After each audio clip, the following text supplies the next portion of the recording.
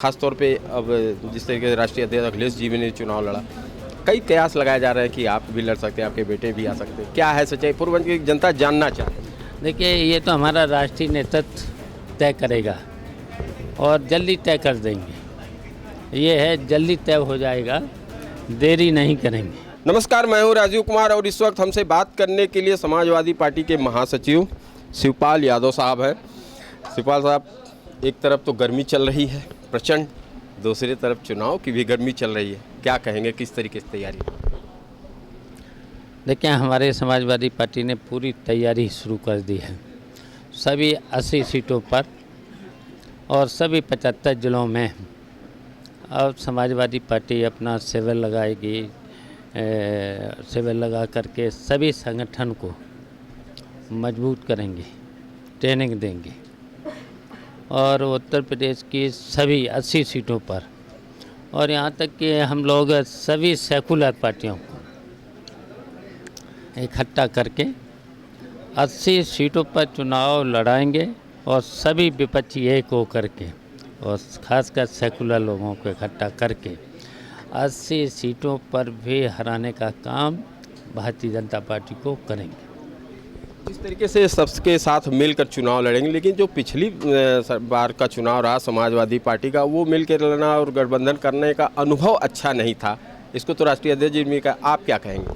देखिए, मैंने अपने तभी तो समाजवादी पार्टी को संगठन को मजबूत करना, ट्रेनिंग देना, ये शुरू कर दिया है और शुरुआत हो ही चुका है। अभी आपने देखा है कि लखीमपुर खीरी में देवपुर से शुरू कर दिया है, फिर मिश्रिक में, सीतापुर में मिश्रिक में जो पवित्र स्थान है जो, तो वहाँ शुरू करके ट्रेनिंग दे करके अब शुरू कर दिया है। सभी 75 जिलों में समाजवादी पार्टी के कार्यकर्ताओं को ट्रेनिंग दे करके और सभी, मैंने कहा, जो विपक्षी जो जितना भी है सेकुलर पार्टियां, उनको सबको इकट्ठा करके। और इसलिए कि देखिए, हम आपकी बात तो देखिए, 9 साल में भारतीय जनता पार्टी ने कोई भी काम किया नहीं, एक कोई काम नहीं किया है। अच्छा, भारतीय जनता पार्टी 5 ही काम गिना दी, केवल जनता को परेशानियां ही दी हैं। पूरे देश और प्रदेश की जनता को भारतीय जनता पार्टी ने ठगने का काम किया है। जो भी 9 साल बेमिसाल की बात कह रहे हैं, उसको लेके आप क्या कहें? मैं कह रहा 5 ही काम बता दो। और समाजवादी पार्टी के देखिए काम इतने हैं, इतने काम हैं, नेताजी ने इतने काम करके दिए थे और भारतीय जनता पार्टी 5 ही काम बता दे, मिसाल काम, केवल परेशान किया है जनता को। देखिए, बेरोजगारी, भ्रष्टाचार और बिजली की कितनी समस्या है, आज जूझ रहे होगे, आप भी जूझ रहे होगे बिजली की। इस समय नहरों में पानी नहीं है, धान की फसल लगनी है, पौधे लगनी है, फिर रुपाई होनी है और ट्यूबवेल चल नहीं रहे, नहरों में पानी नहीं, बिजली की समस्या इतनी और इतनी महंगी बिजली, और पूरे प्रदेश में महंगाई से तो सब परेशान हैं, भ्रष्टाचार से सब परेशान हैं। थानों तहसीलों में कोई सुनवाई है नहीं और लाइन आर्डर पूरी तरह से ध्वस्त। पुलिस सुरक्षा में हत्याएं हो जाएं, जज के सामने हत्याएं हो जाएं, और कौन? वकीलों के भेष में। और वकीलों के साथ साथ लोकतंत्र में चौथे स्तंभ तो आप ही हो, और पत्रकार के भेष में हत्याएं हो जाएं, तो लाइन आर्डर पूरी तरह से ध्वस्त है, पूरी तरह से ध्वस्त है उत्तर प्रदेश में। तो आप सब कहाँ 9 काम है? 9 साल में 9, हम 5 ही बता दो, 2 ही बता दो, मिस कितनी परेशानियां हैं। उनका तो कहना है कि हम मुफ्त अनाज दे रहे हैं, आवास दे रहे हैं, बिजली दे रहे हैं, सारी चीज़ें दे रहे हैं, गैस। अच्छा, बिजली जो वादा किया था इन्होंने 21 घंटे 24 घंटे, तहसील पे 21 घंटे, 14 घंटे दे दो, 15 घंटे दे दो। अस्पतालों में दवाएं नहीं, डॉक्टर नहीं। अस्पतालों में दवाएं हैं कहीं पर भी, मरीज मर रहे हैं, बिजली से मर रहे हैं। बिजली 15 घंटे बिजली नहीं है। तो ये सब परेशानियां हैं। ट्यूबवेल चल नहीं रहे। किसान, नौजवान, अल्पसंख्यक, मुसलमान, बताइए सभी परेशान हैं। कोई काम नहीं किया है, केवल झूठे वादे किए थे। झूठे वादे करने के बाद कितनी परेशानियां हैं जनता के सामने, हर वर्ग के लोगों के सामने। तो परेशान है भारतीय जनता पार्टी से, पूरे प्रदेश से और देश की जनता परेशान। ये सारी चीज़ें, चाहे महंगाई हो, बिजली हो, क्या इन्हीं मुद्दों को लेकर 24 में भी आपका है, या कुछ 24 में आपने अलग से कुछ और भी रखा? नहीं, ये भी मुद्दे हैं। बेरोजगारी का मुद्दा है, भ्रष्टाचार का मुद्दा है, लाइन आर्डर का मुद्दा है। सभी वर्ग परेशान हैं। मैंने कहा किसान, नौजवान, व्यापारी कितना परेशान है। जीएसटी का आता 1 कर लगेगा। जीएसटी से बताओ कितने परेशान लोग हैं।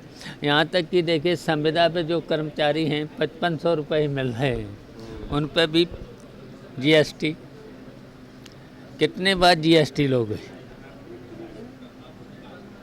अच्छा सर, ख़ास तौर पे ये इलाका पूर्वांचल इलाका नेताजी से भी लगा रहा, और जिस तरीके से लोगों की बातें रहीं, उन बातों को जिस तरीके से आप समाजवादी पार्टी का गढ़ कहा जाता है, ख़ास तौर पे अब जिस तरीके से राष्ट्रीय अध्यक्ष अखिलेश जी ने चुनाव लड़ा, कई कयास लगाए जा रहे हैं कि आप भी लड़ सकते हैं, आपके बेटे भी आ सकते हैं। क्या है सच्चाई? पूर्वांचल की जनता जानना चाहती है। देखिए, ये तो हमारा राष्ट्रीय नेतृत्व तय करेगा और जल्दी तय कर देंगे। ये है, जल्दी तय हो जाएगा, देरी नहीं करेंगे,